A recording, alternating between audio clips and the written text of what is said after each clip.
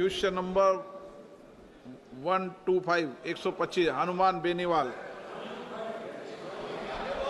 माननीय मंत्री जी 125 question number 125। माननीय अध्यक्ष महोदय, एक विवरण सभा पटल पर रख दिया गया है।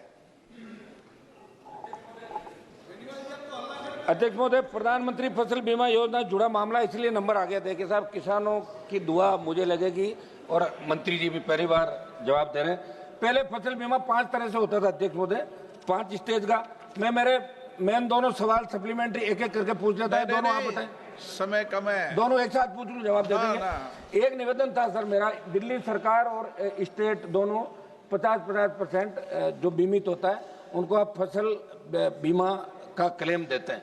लेकिन दुर्भाग्य से ये एक निश्चित जो तिथि होती है, आप जब खरीफ की फसल हो या रबी, दोनों ही सीजन में किसानों को फसल बीमा करवाने की निश्चित तिथि जो आप देते हैं, उसमें प्रीमियम की राशि तो आप ले लेते हैं किसान से एक निश्चित तिथि के अंदर, लेकिन जब वापस देना पड़ता है तब आप कहते हैं कि राज्य सरकार एजेंसियां राज्य सरकार देगी।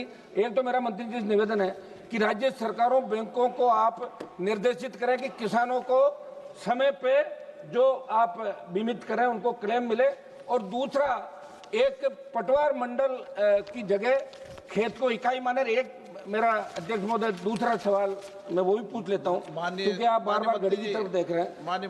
मेरा सवाल है सर, पूछ लेता हूँ साथ ही माननीय मंत्री। माननीय अध्यक्ष महोदय, मोदी जी किसान हितैषी प्रधानमंत्री हैं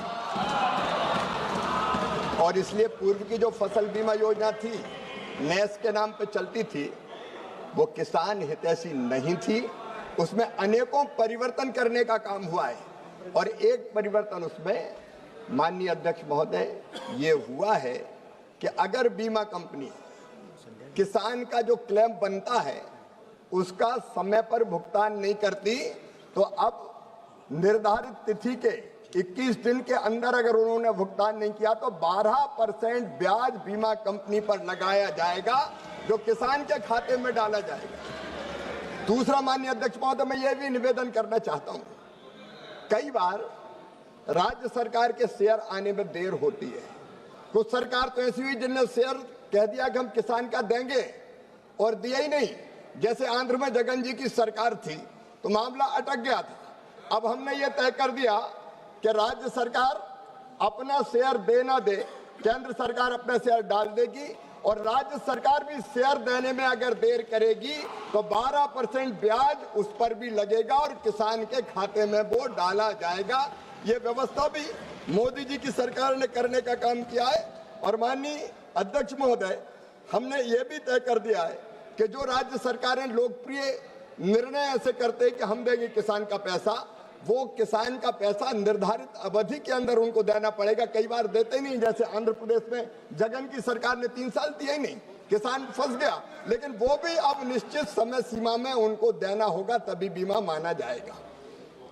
पूरा जवाब दे दो मंत्री जी, 1 मिनट बचा है। वो पूछ ले, एक सवाल और पूछ ले। पूरा ही बोल दो इस पे ही। क्या पूछिए आप उनको डायरेक्शन देते, आप क्या पूछना है आप पूछ ले, मैं दे दूंगा। सेकंड सप्लीमेंट्री अध्यक्ष महोदय, मेरा किसानों का मामला सर, आप भी राजस्थान से आते हैं।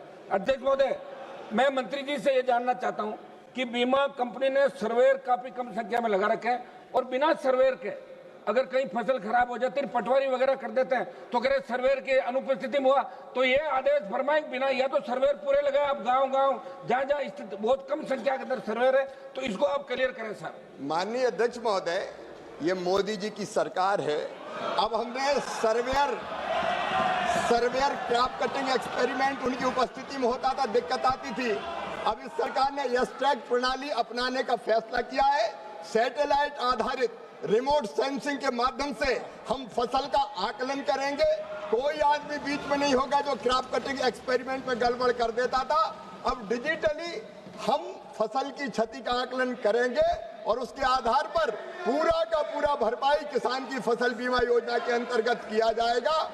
जरूरत पड़ेगी तो राज्य सरकारों से, जब तक, क्योंकि कई राज्य सरकारों ने व्यवस्था लागू कर दी है, जहां जरूरत पड़ेगी वह सर्वेयर बढ़ाने का भी कहेंगे। धन्यवाद। प्रश्नकाल समाप्त।